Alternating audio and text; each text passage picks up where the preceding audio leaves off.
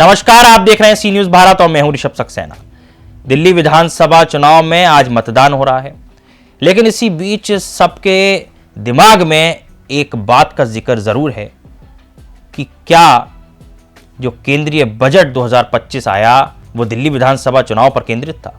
यह जिक्र इसलिए आम है क्योंकि केंद्रीय बजट, जिसे संविधान के अनुच्छेद 112 के तहत वार्षिक वित्तीय विवरण यानी एनुअल फाइनेंशियल स्टेटमेंट भी कहा जाता है, अगली वित्तीय वर्ष के लिए वित्त मंत्रालय द्वारा तैयार किया जाता है।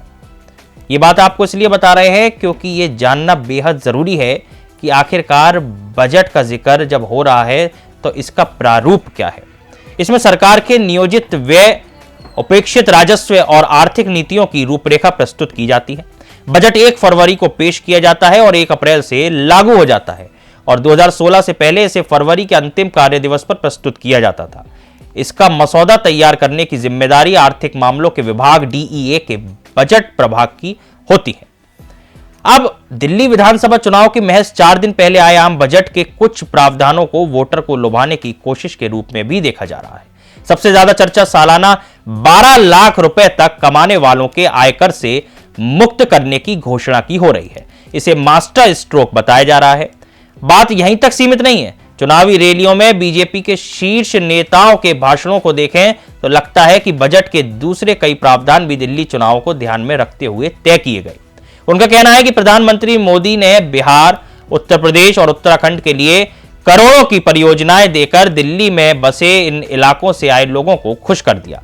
वे पूर्वांचली और मध्य वर्ग का साथ नाम ले रहे थे। अब खुद प्रधानमंत्री मोदी के भाषण भी ऐसा संकेत देते हैं कि वे बजट घोषणाओं को राहत व कल्याणकारी वादों की तरह ही ले रहे हैं। दिल्ली चुनाव में अपनी आखिरी रैली को संबोधित करते हुए उन्होंने 12 लाख रुपए की सालाना आमदनी को टैक्स मुक्त करने के फैसले का जिक्र, महिलाओं को हर महीने 2500 रुपए सीधे खाते में भेजने के बीजेपी के वायदे के साथ किया। दिल्ली के लोगों की आमदनी का विश्लेषण किया जाए तो इस धारणा को बल मिलता है कि मोदी सरकार ने यह दांव समझबूझकर खेला है।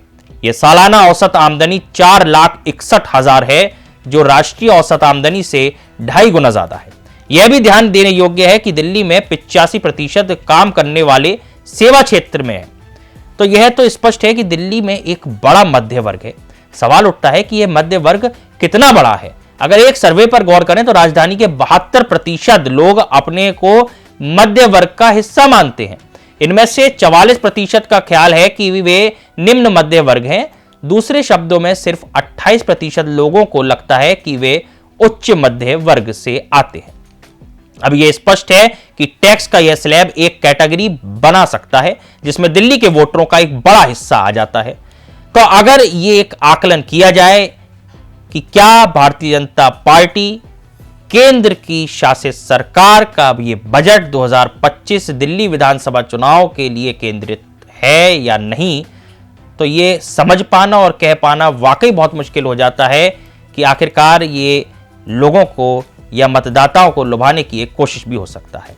क्योंकि प्रधानमंत्री मोदी और गृह मंत्री अमित शाह के भाषणों पर नजर डालने से भी यह साफ होता है कि वे टैक्स राहत वालों को भी लाभार्थी की श्रेणी में रखना चाहते हैं। अब सवाल यही है कि क्या टैक्स स्लैब में आने वाले ये लोग बतौर वोटर भी अपनी एक पहचान बनाते हैं, और क्या दिल्ली विधानसभा चुनाव में आज हो रहे मतदान पर इसका असर पड़ता है या नहीं, ये देखना वाकई बहुत दिलचस्प होगा। दिल्ली से जुड़ी और खबरों के लिए आप देखते रहिए सी न्यूज भारत। फिलहाल इस खबर में इतना ही। देश और दुनिया की तमाम खबरों के लिए आप देखते रहिए सी न्यूज भारत।